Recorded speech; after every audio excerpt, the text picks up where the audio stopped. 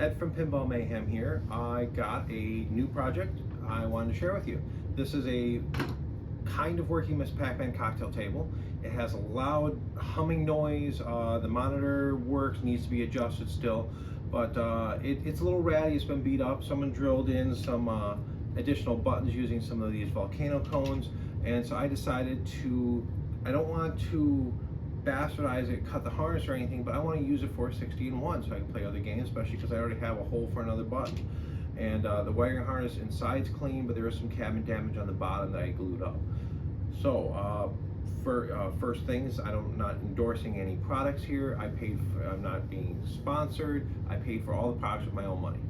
I ended up getting a 16-1 board, got it off of eBay, and that was where originally was going to start. But then I saw on Mike's Arcade that he actually sells a harness or a board that adapts the existing harness to the Jamma board. That's going to go onto there. And I thought, hey, what the heck? That's exactly what I want to do. And let's go for it. So I purchased the kit. I purchased this. I purchased a cocktail table button harness to add at 2 additional buttons because I already have 1 additional button and I just won't use the other one. One of these wires have already been installed, so some pre-work I've already done. I've ran the AC wires for the power supply, and I have pre-ran one of these for the player 1 additional button that's been added, and I have also plugged this into just a test harness for AC and made sure the voltage was close to what I wanted. I adjusted it to 5.1, therefore once it gets the load in the board, it's going to be down to 5 volts.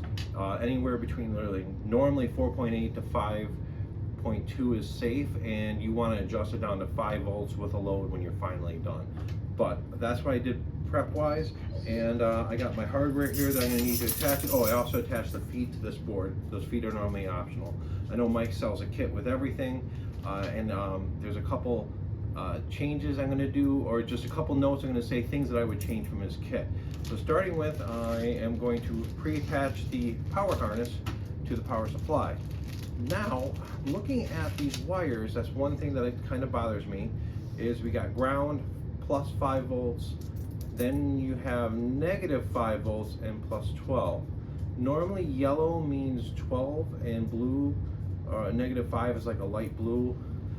That kind of bothers me, and because it's mine, I can change it. So I'm just going to use the X-Acto knife and push in on these little tabs before I hook it up to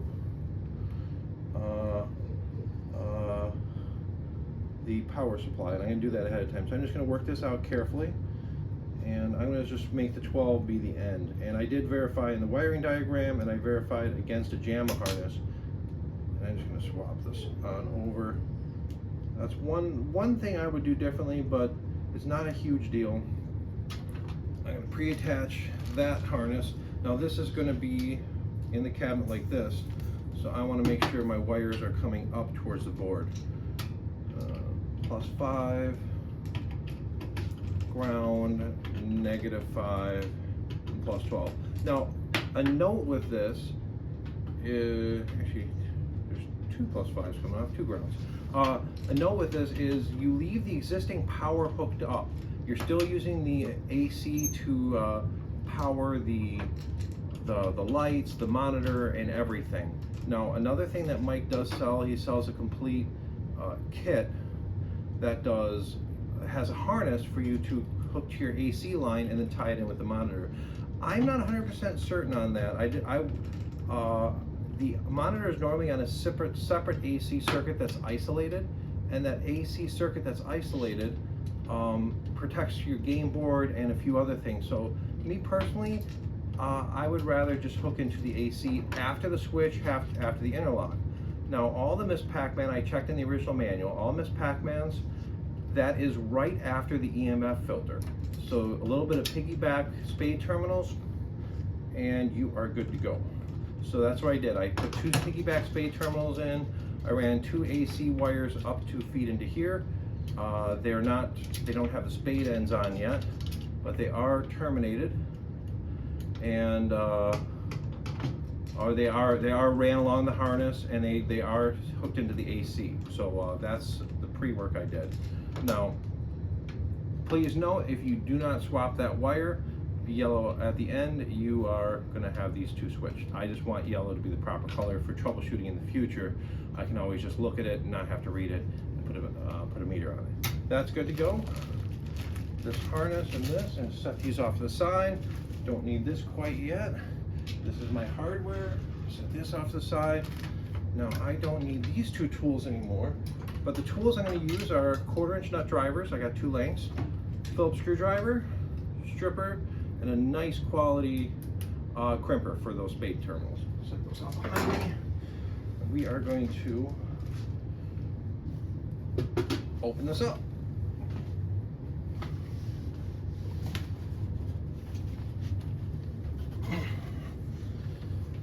All right.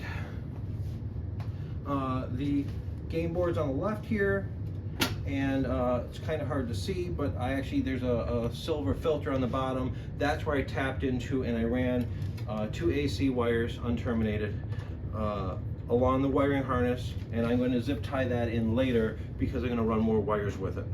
This is the cable coming from Mike's harness. Now there's 2 different lengths of these. One's longer, one's shorter. Go figure. And you have a ground and 2 wires. If you don't, they're labeled on the circuit board, but the wire closest to the outside is button 1, that's button 2, and this is the ground common. On the other side, he has some nice rubber insulated coated terminals, and the ground common has 2. So it's really nice and easy. My concern is I want this to run along the harness. It will work, but it's just gonna be might be a little short for me. First thing we're going to do is take the game board out, unplug that. I'm going to unplug the control panel plug just so I don't have to fight rubbing against it. I already have the clamps out. Now this had some weird speed up button that was on the control panel. I never got it working.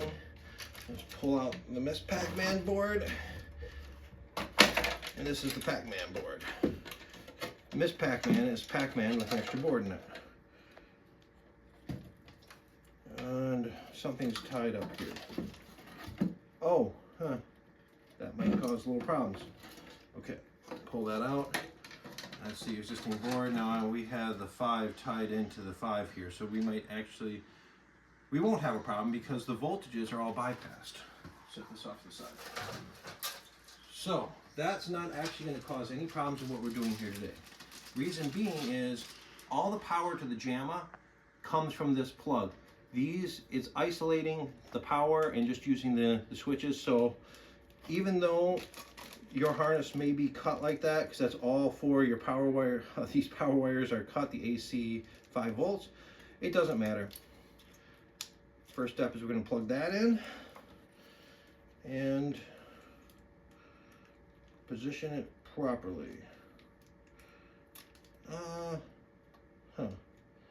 I think it goes this way. I'm going to have to verify before I plug it in. It says A and XYZ, Z, yep. All right, so the cut wires are actually down here. Once again, those 4 are not connected. And it makes sense with how it sits in the cabinet. And we are going to then simply plug the Jamma into the adapter.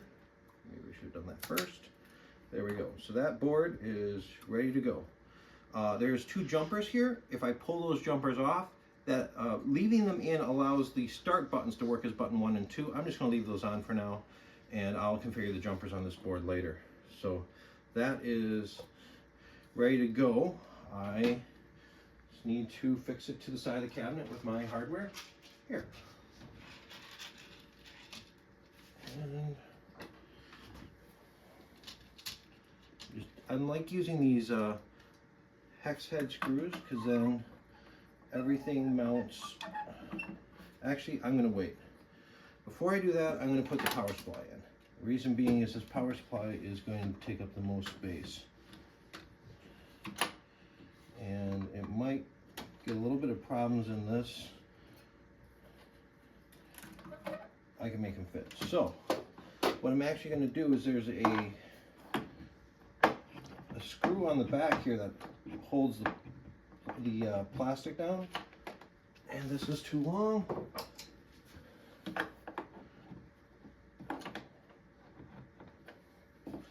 And it's kind of kicking my butt. Okay. I'm going to just slip the back of the power supply underneath that, and that gives me 2 less holes that I have to put in the cabinet.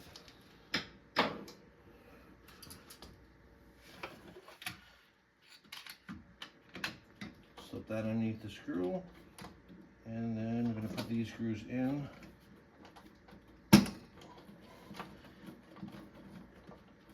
And because I'm only holding it with 1 screw on the back, I'm going to put 2 screws in the front.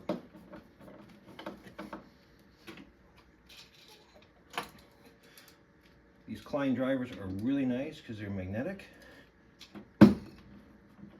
and they can hold your screws for you. I'm making sure not to use the screws longer than the side of the wood of the cabinet is good. All right, power supply is in. Now I will put this board right down there. Once again, you're going to use these hex screws because they're nice. Just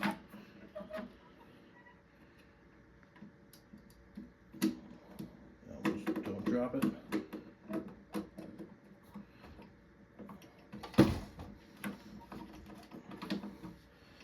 And actually with these, you don't need to go overboard putting tons of screws in. You can just get away with 2 and just leave the lower feet there.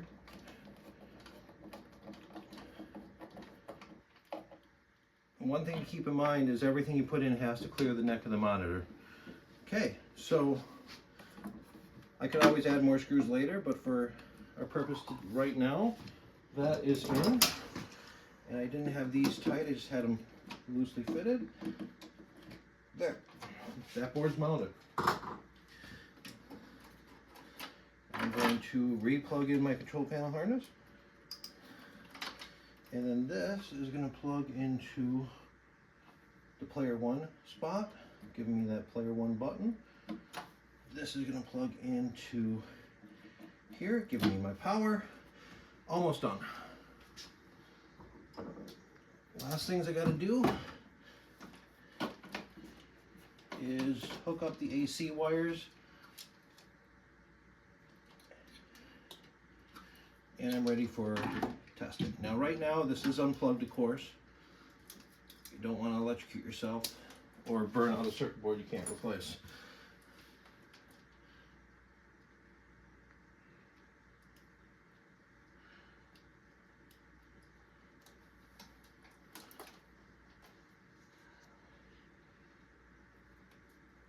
It's kind of hard to see what I'm doing down here. I'm just crimping on new ends. I want to cut them nice to length to make everything line up well.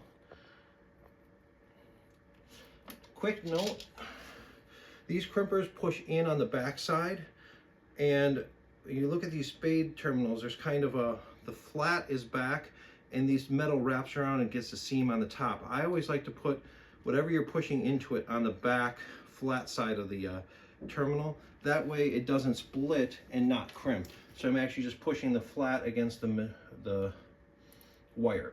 There we go. I am down to 2 wires to hook up.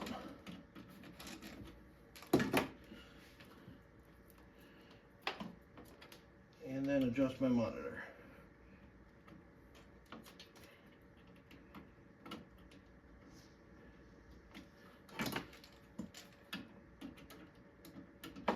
Also, you know, add buttons. I got a little bit of tweaking here and there to go, but this is a really quick, simple, low invasiveness install. There we go. Now I'm actually going to reroute this wire behind the control panel here. Behind the harness. Just a little worried. Install's done. Now I'm just going to check fitment by closing this slowly. Yep, I clear, nothing hitting. And now, plug in my power, make sure my power is hot, I got AC, I got power, and should have something on the screen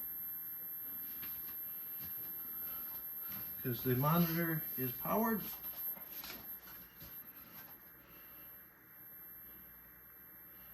Through that. So the screen is probably coming up. Yes, there's something on the screen. It just needs to be adjusted. We can't see it. You kind of see blue lines there. So I just need to adjust the monitor up, which is generally what I look for when doing this, is just seeing if something changes when moving it around. But I do have a picture coming on the screen, but the monitor may need to say have some work done and rebuilt. But right now, I got some action. Let's see, what about credit switches?